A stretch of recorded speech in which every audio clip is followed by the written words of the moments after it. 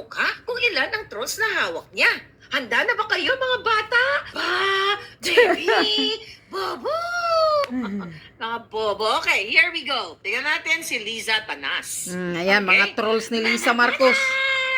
Ako nga pala si Kiko Matching! Ready na ba ang mga Kiko Matching ng bayan? Nakita nyo yan? Ay Facebook ni Lisa Marcos. Alam nyo, nakita nyo ng iba dito sa inyo. Pero, ulit-ulitin natin mga bata! Handa na ba kayo na makita ang mga trolls ni Lisa Tanas na dapat siya ay bitayin? Okay? Look, mga kababayan, unahin natin si Lisa Tanas kasi ang sinasabi ng kanilang tagapagsalita na parang si para siyang si Manang Bola ng Batibot! Magandang umaga sa iyo, Bong! Ako nga pala si Kiko Matching! Naging aswang si Kiko Matching. Okay, go. Katulad nitong nagko-comment sa kay Lisa Tanas. The Philippines is ready to shine on the global stage. Wishing you all smooth preparation. Ako, na-obserbaran ko na to. Ito mga posting ni Lisa, yung mga nag-i-English na comment, di ba, na copy-paste. Okay, 30 followers. Nakikita nyo? Nakakasunod kayo. Tignan natin ang mga komentaryo. Kasi gusto ni Castro, kasi binabaliktad nila, mga kababayan, na tayo ay paid trolls. Sila nga itong ang daming trolls. Oh. Tignan mo ito, si Kuya Utoy Pares. O, pansinin nyo ang sabi kay Lisa Tanas, this is wonderful opportunity to highlight the beauty and diversity of the Philippines. So ito ang trolls, Locaret Castro, okay, nabuangit. O, 11 followers. Ang sabi naman ng isa, Wrestle Hit. Ito yung mga palatandaan, yung mga kanilang trolls na hindi nagtatagalog, kundi nag-i-English na copy-paste. Lady Express, enthusiasm over the ongoing preparation of the Philippines hosting of the Asian Summit. Alam mo yun, para silang mga AI actually. Okay, 24 followers. Pag AI, walang puso, walang damdamin. Ibig sabihin, walang connect, walang engagement sa tao, human sa human, yung mga comments. Sports mania. Yan. Kasi nadidetect ko na yan kung sino ang trolls ni Lisa Tanas. Okay? Mga trolls yan sport events, mga 19 AI. followers. Okay, tignan naman natin dito. Okay, ito si, hanapan natin ang pangalan. Ito si, pangalan nito, ito Anisha Chin. Alright, ayan, 202 followers. Pero tignan mo yung itsura ng kanyang Facebook profile. Ito ay isang troll. Sabi ni Patrick Mayer. Okay? Si Patrick Mayer ay hindi mo alam kung Indian or Myanmar o Cambodian. Hindi po yan totoong tao. Kaya dapat talaga panagutin mag-a-agree ako sinabi ni Locaret.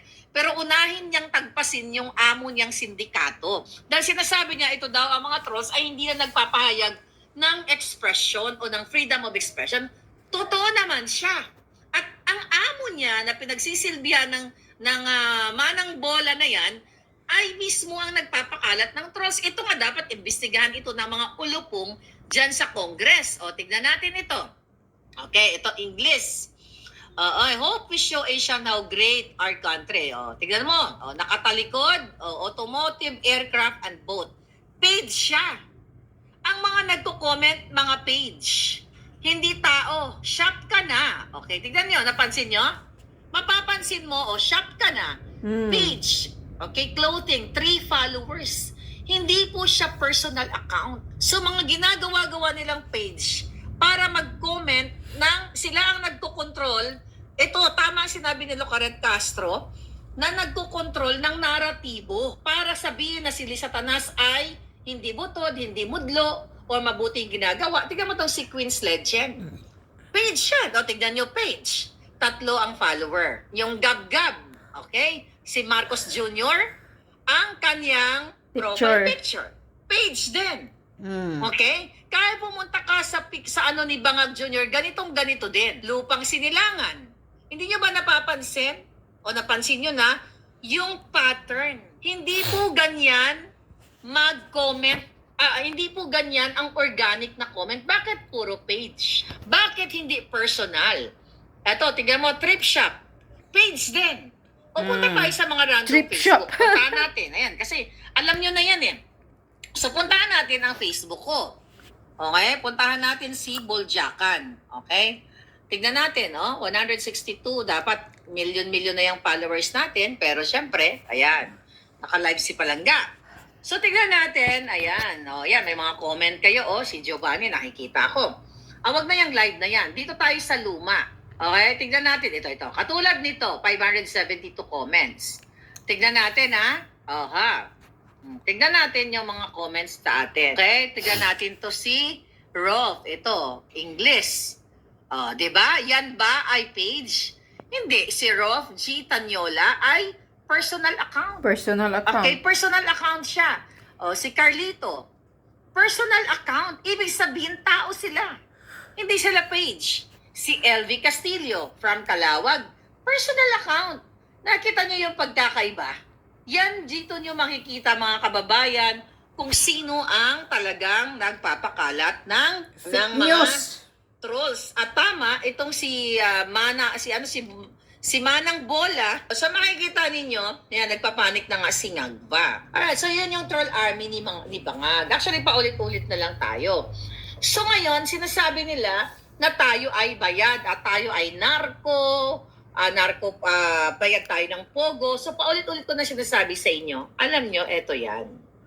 Yung mga ensimada vloggers at yung mga bumaliktad, actually nakakaawa. At itong si Locaret Castro, huwag na tayo magmaang-maangan.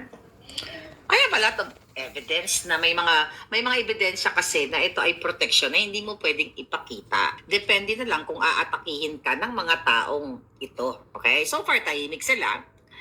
Huwag na kayong well, you guys are smart naman. Tira ng tira kay Sara, tira ng tira kay Pangulong Duterte. Lumubo na nga sila. Lumubo itong mga ensimada vloggers na lumalamon sa kaban ng bayan. Taobao is now on Lazada. Kaya nga, lumulubo na yung mga Buy hinayupak. 3 get free ship.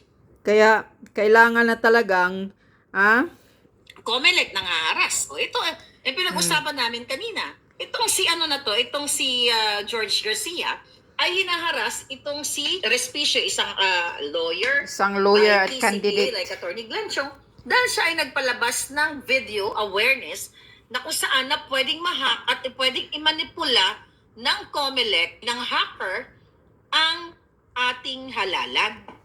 Kaya mong ginawa sa kanya.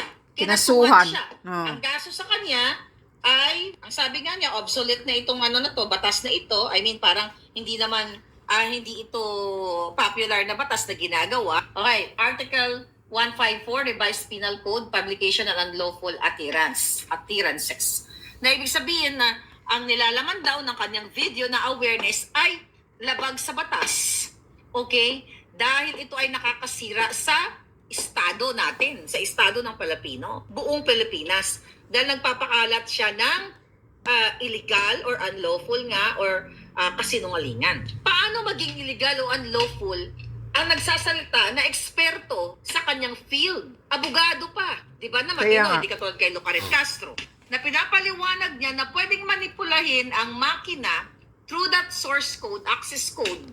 Okay? Na pwedeng baguhin ang resulta ng halalan. Kaya nga kanina sa usapan namin with Attorney Glenn Chong, ang dami niyang sinasabi patungkol dito sa pandaraya ni Lisa Tanas, yung patungkol sa source code na yan, access code na yan, sa lahat ng pwedeng kargahan ng SD card, at kung ano pang pandaraya. Pero never ever silang nag-file ng case against Attorney Glenn Chong. Kaya nga, Bakit hindi kaya, kinasuhan. Ano sa tingin ninyo? Bakit hindi nag-file ng kaso ang mga bangag kay Attorney Glenn Chong? Baby! Kinasuhan si Attorney Harold dahil tumatakbo pagka-vice mayor. Bakit? Kasi may hawak na ebidensya si Attorney Glenn Chong, na bubulantang sa magang pagmumuka ni Lisa Tanas. Takot ang mga buwaka ng Genemes kay Glenn Chong kasi maraming ebidensya. We're supporting you, sir. Okay, and I hope makipag-collaborate ka kay Attorney Glenn Chong. Tama. Pag-aralan ninyo Makipag-collaborate kung paano ka, yung Attorney mga Harold. Comelec na yan. So, eto yun, mga kababayan. Bakit tayo hinaharas? Pinatanggal nila yung video Pinatanggal nila yung video ni Attorney Respicio.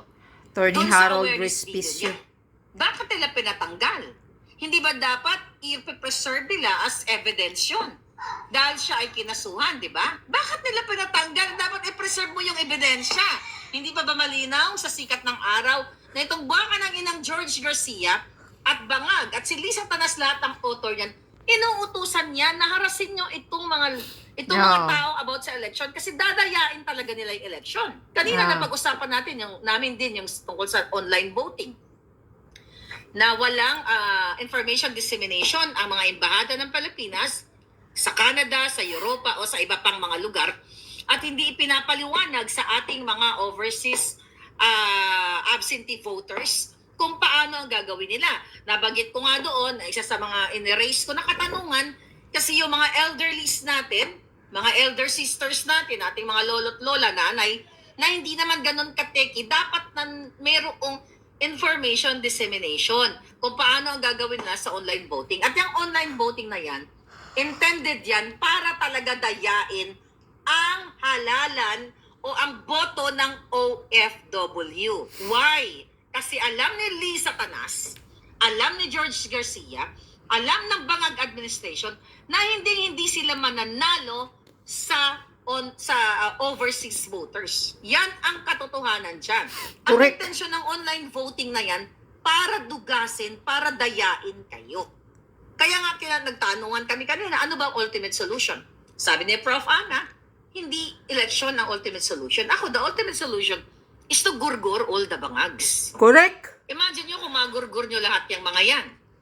Di Gurgurin Matanggal lahat, yung mga hilain ginagawa na yan. lahat. Hindi, magkakaroon ng, sabi nga ni kanina, i-marireboot yung bulok na Sistema. So kaya ito yung pangaharas nila sa atin, mga kababayan. Ito na yung bunga ng mga bunganga natin. Ito yung bunga ng mga bunganga natin, kaya tayo sinusuppress ng ganito. Yung ating mga karapatan na magsalita, ay sinusuppress tayo.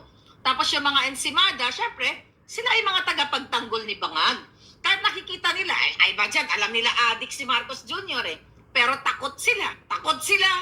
Dahil magurgur sila, makasuhan nga naman. Maintindihan mo naman na